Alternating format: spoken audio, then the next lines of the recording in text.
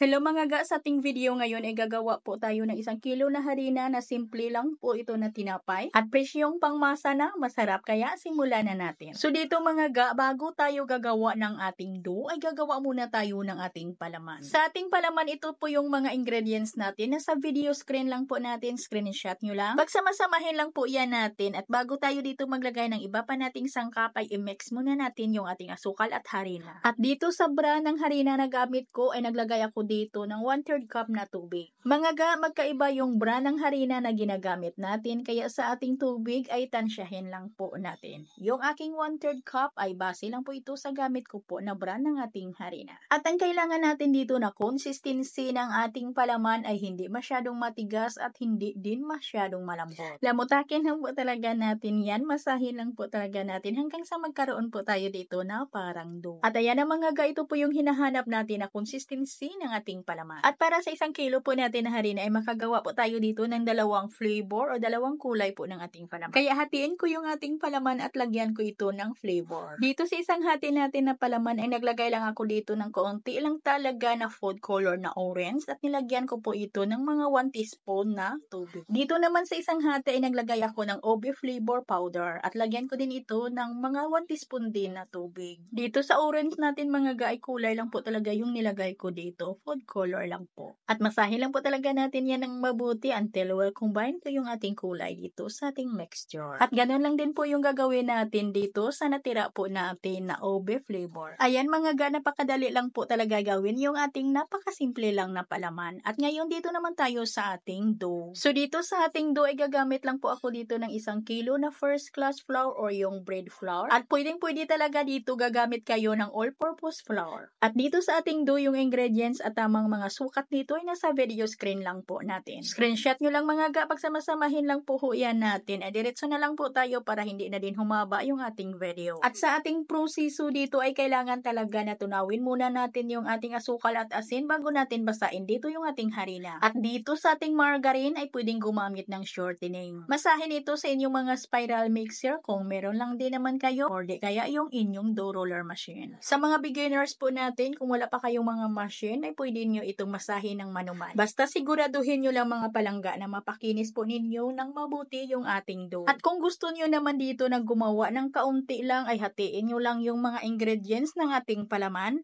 at hatiin nyo lang din po yung ingredients ng ating dough. Itong aking dough ngayon ay pinadaan ko ito sa dough roller machine at pagkatapos ay pinutol ko yan agad sa 30 grams lang. Pagkatapos putulin ay pwede na yan nating lagyan agad ng palaman. Yung aking palaman dito ay nasa 10 to 15 grams lang ma'am. At isirado lang po natin yung mabuti yung ating dough.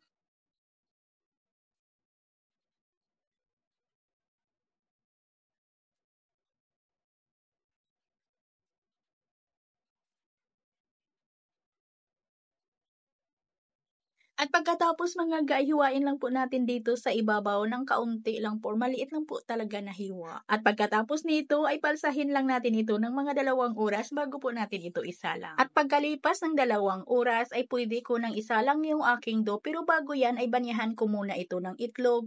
Yung itlog ko ay may halo po itong kaunting evaporated milk. At kailangan ay nakapreheat na po yung ating oven bago po natin ito isalang para maganda yung alsa niya. At lutuin ko lang ito sa may init na 180 degrees Celsius sa loob po ng 15 minutos. At sana may natutunan kayo sa ating recipe ngayon at ang magamit nyo din ito kung kayo ay may balak na mag-bebekere. At ito pong muli ang inyong kainday tinapay. Maraming salamat at bye-bye!